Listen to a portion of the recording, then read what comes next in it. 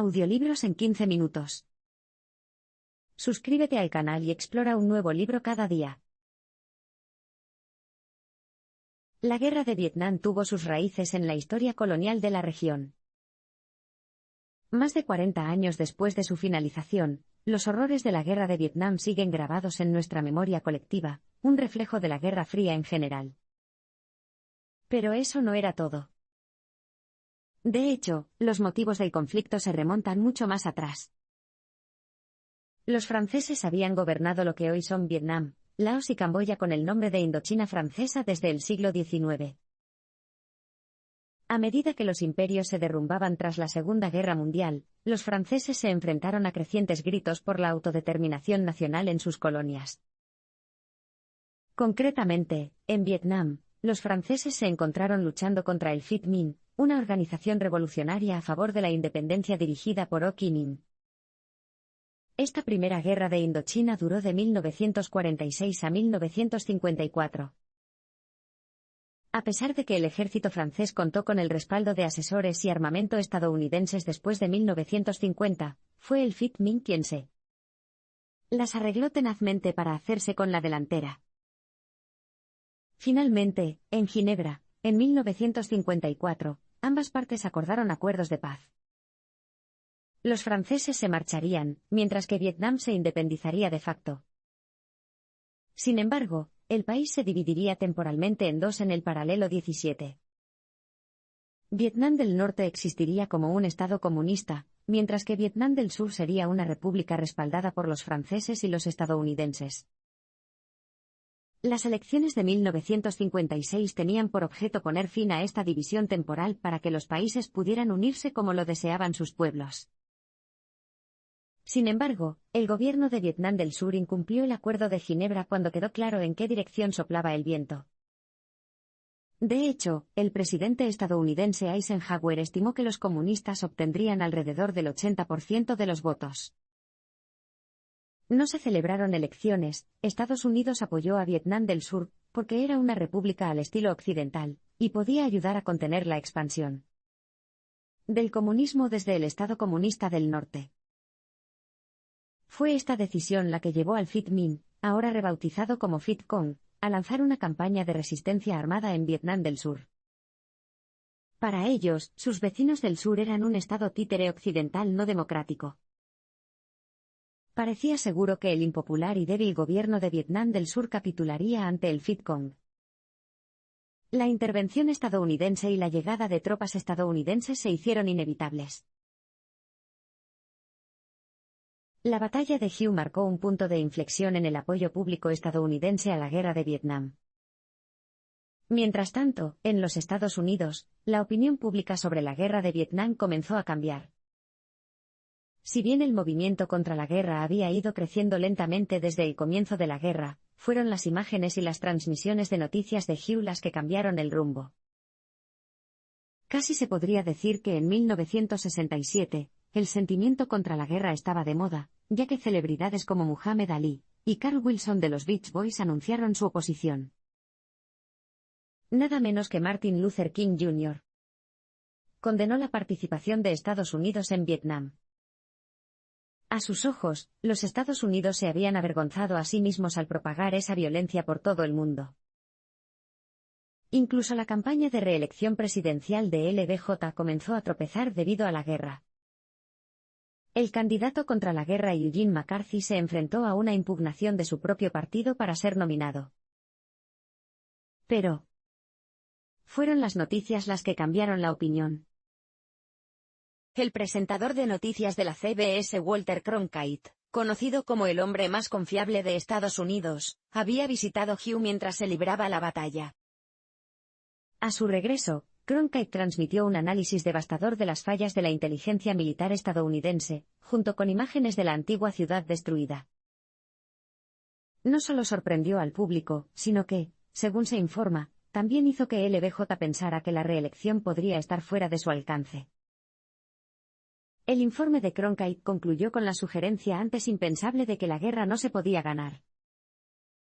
La brecha entre los informes de los medios de comunicación y la postura de la administración oficial fue tal que durante años la confianza pública en la información militar oficial se hundió. Si figuras tan confiables y consolidadas como Cronkite siguieran ahora una línea contra la guerra, ya no podría sostenerse que los manifestantes contra la guerra eran solo hippies o antiestadounidenses. Se había cruzado la línea. Los Estados Unidos tenían claro que la noción de victoria inminente era una tontería. La antigua ciudadela de Hugh fue finalmente retomada el 25 de febrero de 1968. Al caer el sol el 7 de febrero, los estadounidenses tenían el control de 70 cuadras en el sur de Hugh. Para el 11 de febrero, el sur de Hugh y el área triangular de los edificios gubernamentales estaban más o menos en manos estadounidenses. Aunque la muerte seguía acechando a los edificios destruidos y humeantes, los lugareños pudieron por fin empezar a buscar en las fosas comunes a miembros de la familia desaparecidos. Sin embargo, unos 2,000 comunistas seguían atrincherados en la antigua ciudadela. Como sus líneas de suministro habían quedado efectivamente cortadas, se esperaba que capitularan pronto. Para poner fin a los combates, los marines acudieron en ayuda de las fuerzas de Vietnam del Sur, que no habían podido capturar la ciudadela. El primer objetivo estratégico fue tomar la Torre Dong Va, una estructura de mando utilizada por las fuerzas comunistas para atacar por todos lados. Para el 15 de febrero, se había levantado la antigua restricción al bombardeo aéreo. Los aviones lanzaron bombas sobre la torre. Pero la antigua estructura, aunque muy dañada, se mantuvo firme. Un ataque terrestre era la única opción que quedaba. Un primer intento fallido dejó 6 infantes de marina muertos, pero la torre finalmente fue tomada y el batallón avanzó hacia la ciudadela. Volviendo una vez más al combate urbano, los marines profundizaron, edificio por edificio. Pero los comunistas se mantuvieron firmes y se atrincheraron, negándose a retirarse. Fue una última batalla que hizo que los marines sufrieran bajas en todos los edificios. Para el 20 de febrero, el ataque estaba llegando a su fin. El Palacio Real era la última estructura que quedaba en manos comunistas. En el exterior, la bandera especialmente diseñada aún ondeaba a 40 metros de altura, perfectamente visible en toda la ciudad. Pero era solo el último vestigio del último reducto de resistencia. Ahora desprovistos del apoyo del norte desde el interior de la ciudad, los últimos comunistas cedieron relativamente sin derramamiento de sangre. Tras 23 días de lucha, la bandera de los comunistas fue izada, y sustituida por la de Vietnam del Sur. La ciudad había sido retomada. Tras la batalla de Hue, era solo cuestión de tiempo que los Estados Unidos se retiraran. Aunque se ganó la batalla por Hue, esta victoria pírrica marcó el principio del fin de la participación estadounidense en Vietnam. El público quedó impactado por la magnitud de la destrucción. Se estima que alrededor de 6,000 civiles perecieron en Hue, y que el 80% de los edificios de la ciudad habían sido destruidos o gravemente dañados. Las bajas militares fueron igual de espantosas.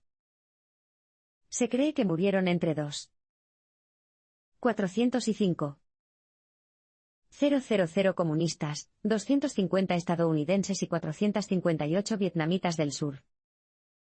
En total, se perdieron más de 10,000 vidas en Hue, lo que lo convirtió, con mucho, en el episodio más brutal de la guerra. Las consecuencias políticas no se hicieron esperar. Un mes después, LBJ casi perdió las primarias demócratas de New Hampshire ante Eugene McCarthy. Una decisión tan reñida habría sido impensable solo unas semanas antes, y LBJ decidió rápidamente abandonar la carrera. En junio de 1968, Westy fue relevado de su mando en Vietnam. Su negación y recalcitrancia fueron vistas como las principales razones por las que se habían perdido tantas vidas estadounidenses en Hue. Los demócratas no solo perdieron a LBJ, sino que también perdieron la presidencia por completo. En noviembre de 1968, el republicano Richard Nixon llegó al poder. Sin embargo, la guerra se prolongó durante otros 7 años y, de hecho, desestabilizó aún más la región. El bombardeo de las rutas de suministro norvietnamitas en la vecina Camboya llevó directamente al régimen de los Khmeres Rojos a apoderarse del antiguo estado neutral. El genocidio resultante acabó con millones de camboyanos. Poco a poco, los estadounidenses redujeron sus tropas sobre el terreno y, al mismo tiempo, ayudaron a expandir el ejército de Vietnam del Sur. Para 1973, los Estados Unidos se habían marchado oficialmente. Sin embargo, Estados Unidos siguió apoyando materialmente a los vietnamitas del sur para que su ejército pudiera luchar y defender el país. Pero no fue suficiente. Incluso con el entrenamiento estadounidense, los vietnamitas del sur no pudieron resistir a los norvietnamitas. En marzo de 1975, Hue volvió a caer en manos de los comunistas, esta vez para siempre. Y en abril, Saigón hizo lo mismo. Al año siguiente, ambos vietnamitas se unieron bajo el régimen comunista. Los estadounidenses habían fracasado drásticamente en su intento de detener la expansión del comunismo en el sudeste asiático. La participación estadounidense en Vietnam se convirtió en una guerra sin cuartel, pero con poco éxito. La intervención estadounidense pronto se extendió más allá de su mandato original, especialmente bajo la presidencia de Kennedy y su sucesor, Lyndon B. Johnson, LBJ. Ambos se oponían a la expansión comunista, pero fue LBJ quien aumentó drásticamente el número de tropas tras el asesinato de su predecesor en 1963. Las operaciones terrestres habían comenzado oficialmente en 1965 para apoyar las amplias campañas de bombardeos que habían comenzado el año anterior. Estos ataques ya estaban matando a unos 1,000 civiles vietnamitas cada semana. Sorprendentemente, a finales de 1967, habían caído más bombas en Vietnam que en Europa durante toda la Segunda Guerra Mundial. La magnitud del bombardeo tenía por objeto obligar al norte a sentarse a la mesa de negociaciones. Sin embargo, a pesar del ataque estadounidense, las fuerzas comunistas no mostraron signos de retirada. De hecho, la economía del norte incluso creció entre 1965 y 1966 gracias a la ayuda soviética, y las tropas comunistas continuaron avanzando lentamente hacia el sur. En los Estados Unidos, el gobierno comenzó a expresar sus dudas sobre la guerra. Sin embargo, si cambias tu perspectiva, queda claro por qué la campaña de bombardeos fue inútil. Vietnam seguía siendo esencialmente una sociedad agrícola. Carecía de objetivos industriales que pudieran destruirse desde el aire. La estrategia estadounidense se basó en las experiencias de los militares en Europa durante la Segunda Guerra Mundial, y no fue adecuada para la situación en Vietnam. No fue solo eso, el recuento oficial de muertos hacía que pareciera que los Estados Unidos estaban ganando sin lugar a dudas, sino que parecía que cada muerte comunista inspiraba a 10 nuevos reclutas comunistas. Incluso el secretario de Defensa Robert McNamara, un firme defensor de la campaña de bombardeos, se había resignado al fracaso a finales de 1968. Sin embargo, su máximo general, William Westmoreland, tenía una opinión diferente. Realidad, a finales de 1966, había 385,000 soldados estadounidenses en Vietnam. En enero de 1968, ambas partes estaban convencidas erróneamente de que cada una lograría pronto la victoria. En julio de 1967, el general Westmoreland, conocido como Westy, informó a la prensa que estaba tan optimista como siempre desde que llegó a Vietnam en 1963. Seguía convencido de que, dado que las bajas estaban aumentando en el lado norvietnamita, las fuerzas estadounidenses y survietnamitas estaban en ascenso y Hanoi se vería obligada a capitular. En 1965, la proporción de bajas era de 2-1, pero en 1966 era de 6-1 a favor de los Estados Unidos. Sin embargo, había un problema. Las cifras que recibió Westy estaban exageradas, enormemente. De hecho, el fenómeno estaba muy extendido entre la burocracia militar estadounidense. Westy no tenía más remedio que quedarse con las cifras que llegaban a su escritorio. Luego transmitió estos números a LBJ, quien transmitió el supuesto éxito estadounidense a la nación. Esto explica por qué en 1967 la mayoría de los Estados Unidos todavía apoyaban la guerra.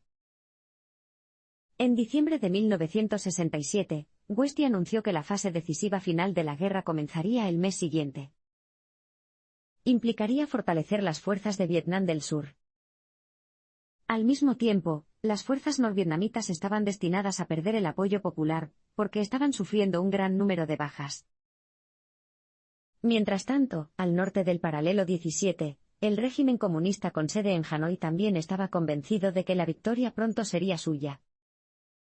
Habían planeado una operación masiva, más tarde conocida como la Ofensiva del Tet, llamada así por el Año Nuevo Vietnamita cuando tuvo lugar. Planeaban lanzar una secuencia de ataques sorpresa contra las principales ciudades, pueblos y bases militares de Vietnam del Sur. Iba a ser una demostración de fuerza. Esperaban que la naturaleza de los ataques inspirara al pueblo de Vietnam del Sur a levantarse contra sus opresores estadounidenses. Sin embargo, a su manera, el régimen de Hanoi estaba tan equivocado como Westy. Si bien hubo un apoyo significativo para el norte en las comunidades rurales, era poco probable que las ciudades, como Hue, se rebelaran. La ofensiva del Tet contra la ciudad de Hue implicó una planificación meticulosa y clandestina. Hasta ese momento de la guerra, Hue se había visto relativamente inafectada, a pesar de su posición central cerca del paralelo 17, y a pesar de ser la tercera ciudad más importante de ambos países gracias a su condición de centro de aprendizaje y cultura.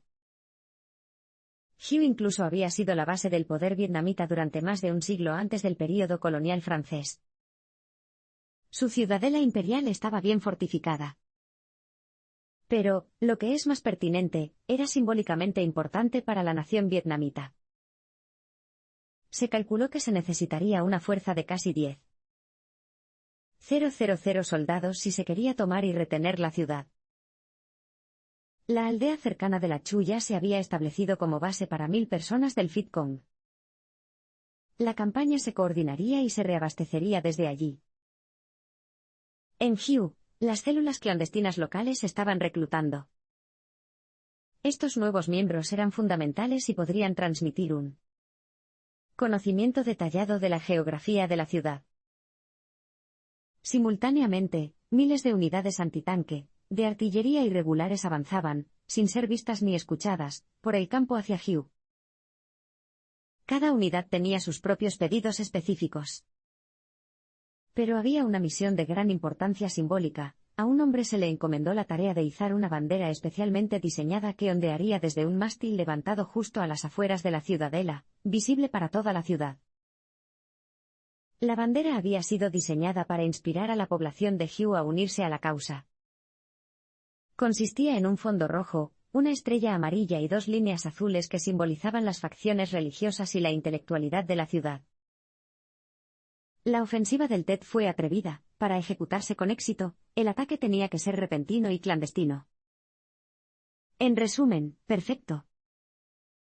De hecho, mucho después de que terminara la guerra, un alto oficial de la Marina de los Estados Unidos elogiaba a regañadientes la ofensiva comunista, calificándola de milagro logístico. La ofensiva del Tet comenzó la noche del 30 de enero de 1968. En 1968, el Año Nuevo Vietnamita, conocido como Tet, se celebró el 30 y 31 de enero.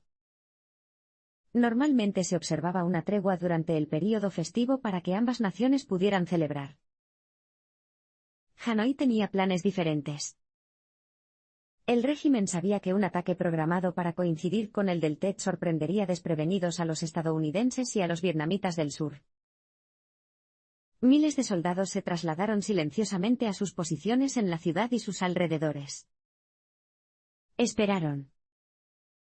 Una andanada de artillería señalaría el inicio del ataque. Los cazas del Vietcong también habían colocado dinamita bajo un escuadrón de tanques hostiles. Habían conseguido infiltrarse en la base militar de Vietnam del Sur, y la destrucción de estos tanques era esencial para el éxito de la misión.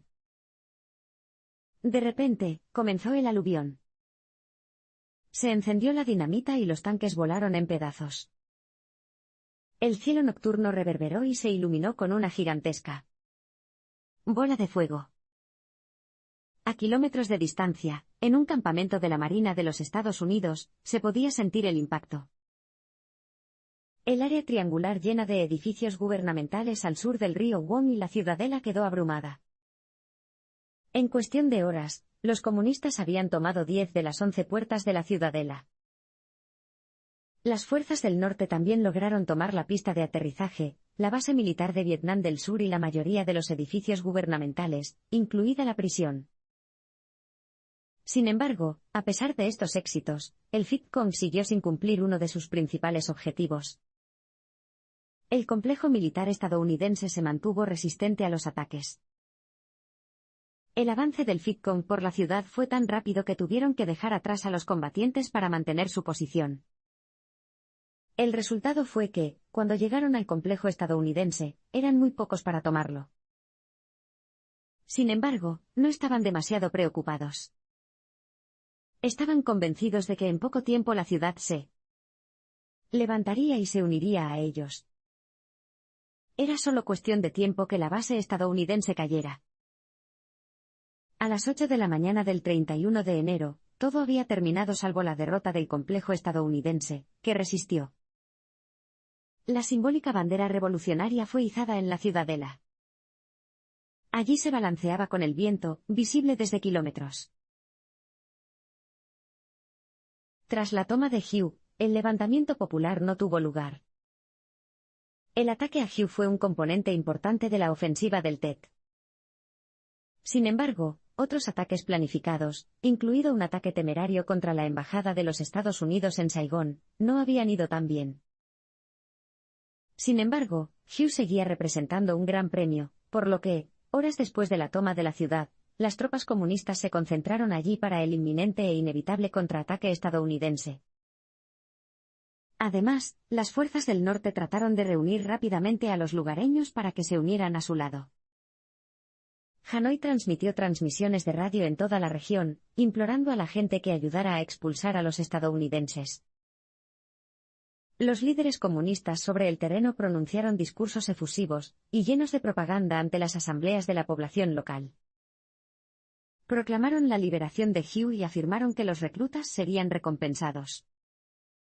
El subtexto amenazante del incumplimiento estaba claro. Sin embargo, los ciudadanos locales permanecieron impasibles. No se escucharon vítores ni aplausos. A medida que pasaban los días, se hizo cada vez más claro que los ciudadanos de Hue no se movilizarían pronto. La represión comunista fue brutal. Sospechaban que los culpables eran los intelectuales y los bien educados. Instigaron una rápida purga de supuestos elementos extranjeros de la ciudad. No hubo ningún proceso judicial del que hablar. Las élites de la ciudad, alineadas con el sur, los extranjeros y los presuntos espías corrían un riesgo especial. Todos los extranjeros, incluso los de países neutrales o que trabajaban para ONG locales, eran reunidos y enviados a centros de internamiento. Muchos fueron ejecutados con falsas pretensiones debido a la confusión que abundaba, y a la falta de inglés de los soldados comunistas. Un grupo de trabajadores franceses de la central eléctrica local, conocido como SIPEA, fue ejecutado sumariamente. No habían hecho nada malo, solo que para los vietnamitas las iniciales SIPEA se parecían mucho a las de la CIA. Durante las semanas siguientes, se ejecutó a unos 2,000 presuntos enemigos del pueblo. Pero esto fue solo el principio del terror. El mando militar estadounidense subestimó enormemente la fuerza del ataque del norte contra Hue. Desde el momento en que los tanques de Vietnam del Sur cayeron por las nubes, los marines estadounidenses estacionados en Phu Bai, a pocos kilómetros de Hue, tuvieron claro que algo andaba mal. Esto se confirmó cuando el complejo estadounidense en Hue comunicó por radio que estaban siendo atacados y necesitaban refuerzos. Se enviaron 400 infantes de marina para ayudar a defender el complejo contra lo que se suponía que eran unos cientos de soldados del norte. Pero cuando estos infantes de marina recibieron disparos mucho más intensos de lo esperado, quedó claro que esta estimación estaba muy equivocada. Las fuerzas estadounidenses avanzaron lentamente hacia el complejo y, finalmente, lograron unirse a los soldados estadounidenses atrapados en el interior. El oficial al mando de estos marines, el teniente coronel Gravel, respondió por radio a Fubai. Les habló de la increíble resistencia que había encontrado y que estaba seguro de que se necesitaban más tropas para retomar la ciudad. Fubai ignoró su petición. En cambio, se le ordenó a Gravel que cruzara el puente principal hacia la ciudadela para liberar a las fuerzas survietnamitas atrapadas allí. Sin embargo, cuando él y sus tropas llegaron al puente, se encontraron con un fuego abrumador. Los marines cayeron por todos lados. La única opción era retirarse. Gravel estaba furioso, con razón. ¿Por qué sus comandantes enviaron a sus hombres a una misión suicida? La respuesta estaba bastante clara. Los líderes militares estadounidenses simplemente se negaron a reconocer la gravedad de la situación. Otras ciudades capturadas en el sur habían sido recuperadas rápidamente. No vieron ninguna razón por la que Hue fuera diferente. La ofensiva del Tet debería haber indicado al mando estadounidense que el norte podía atacar como quisiera. En cambio, ellos, y Westy, en particular, insistieron en que el poder de Hanoi se estaba desvaneciendo. Simplemente se negaron a creer que una fuerza tan grande y bien equipada hubiera tomado Hue, a pesar de los informes en contrario. Westy incluso informó a sus superiores de que había aproximadamente 3 compañías de comunistas en Hue, y que la ciudad sería retomada en poco tiempo. En realidad, las fuerzas comunistas hostiles eran 20 veces más fuertes de lo que él creía. Periodistas como Gene Roberts revelaron la verdad de la situación en Hue. No fue solo el comando militar estadounidense el que se negó a reconocer el alcance total del ataque comunista contra Hue. También había pasado casi desapercibido en el mundo exterior. En cambio, los medios de comunicación se centraron en el atrevido ataque del Vietcong contra la Embajada de los Estados Unidos en Saigón. Gracias a la valiente labor de Gene Roberts, periodista del New York Times, finalmente se conoció la noticia de Hue. Roberts había llegado a la ciudad al día siguiente de su captura. Vio muchas docenas de soldados heridos, y bolsas para cadáveres acumuladas en el complejo estadounidense. También escuchó relatos de primera mano sobre la masacre en el puente. El informe de Roberts apareció en la portada del Times el 2 de febrero. Tras sus historias sobre infantes de marina atrapados en Hue, pronto otras organizaciones de noticias lo siguieron. De repente, todos se centraron en Hue.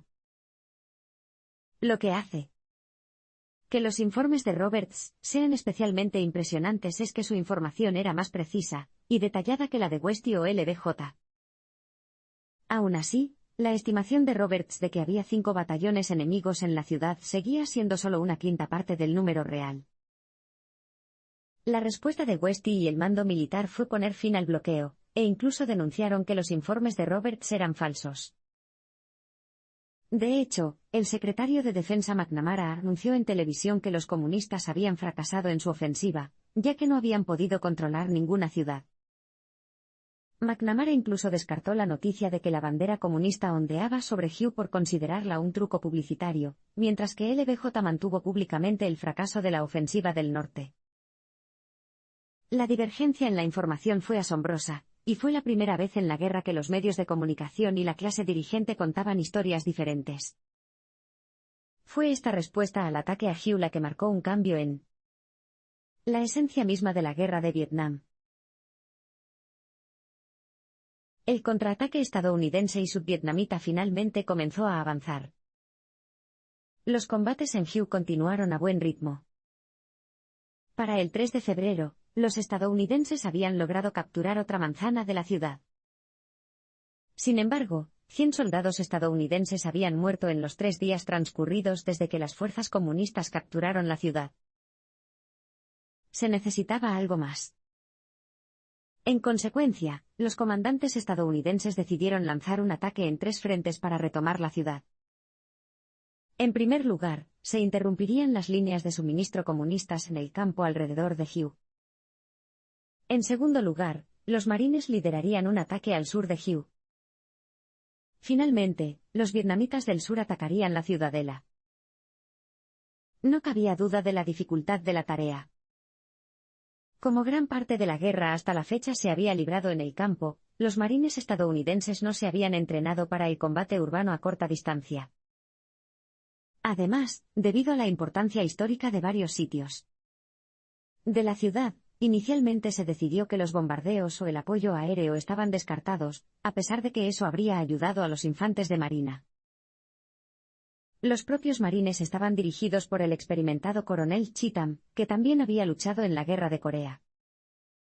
Había llegado a su plan de recuperar el sur de Hue cuadra a manzana leyendo algunos panfletos sobre la guerra urbana. En lugar de exponerse a los ataques avanzando por las calles, los marines atravesaban los edificios. Las paredes actuarían como cobertura y se moverían de un edificio a otro abriéndose paso a través de ellas. Al caer la noche del 4 de febrero, el impulso había cambiado. Los estadounidenses ahora controlaban 8 manzanas de la ciudad, y también se estaban logrando avances en otros lugares. En las afueras de Hue, el ejército estadounidense lograba interrumpir las líneas de suministro del enemigo. Si pudieran mantener el ritmo, no pasaría mucho tiempo antes de que el ejército pudiera reunirse con los marines y acelerar la recuperación de la ciudad. Mientras tanto, las fuerzas de Vietnam del Sur en la ciudadela finalmente se reunieron con cierto éxito. Sin embargo, a pesar de haber tomado una de las puertas de la ciudadela, seguían rodeados y superados en armamento. 4 días después de que Cheatham iniciara su operación marina, sus tropas finalmente llegaron al canal que rodea la ciudadela. Incluso lograron recuperar algunos de los edificios más importantes del sur de la ciudad, incluida la antigua sede de Vietnam del Sur.